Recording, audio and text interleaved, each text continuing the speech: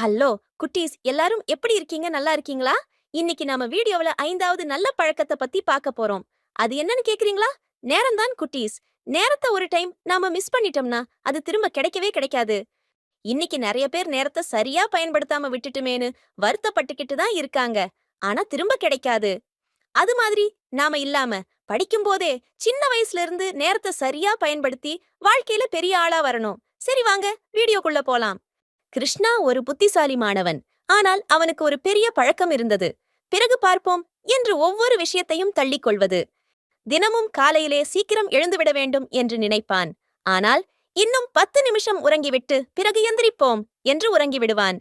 பாடங்களை படிக்க வேண்டும் என்று யோசிப்பான். ஆனால் நாளை படித்தாலும் போதும் என்று கை கழுவிக்கொள்வான். ஒரு வேலை செய்யும் போது சற்றே ஓய்வு எடுத்துக்கொள்வோம் என்று செல்போனில் நேரத்தை வீணடிப்பான். இந்த பழக்கம் அவனது வாழ்க்கையை மோசமாக மாற்றியது. பாடத்தில் பின்தங்கினான். தேர்வுக்கு தயாராகாததால் குறைவான மதிப்பெண்கள் பெற்றான். நண்பர்கள் வெற்றியடைந்து கொண்டாடினார்கள். அவன் பின்னேற்றமடைந்தான். மிகவும் வருத்தமடைந்தான். அழகான சந்தர்ப்பங்களை இழந்தான்.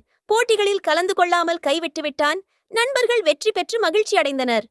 இது அவனுக்கு ஒரு பெரிய பாடமாக அமைந்தது. ஒரு நாள் அவன் தன்னிடம் கேட்டுக்கொண்டான், நான் இவ்வளவு நாள் நேரத்தை வீணாக்கிவிட்டேனா என்று.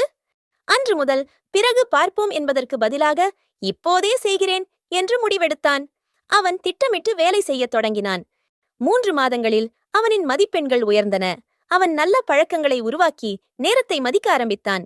நேரம் மீண்டும் கிடைக்காது. தள்ளி போடுதல் தோல்விக்கு வழிவகுக்கும். இப்போதே செய், வெற்றியும் உன்னோடு வரும். ஓகே குட்டீஸ், இன்னைக்கு வீடியோவுல 5வது நல்ல பழக்கத்தை பத்தி கத்துக்கிட்டீங்களா?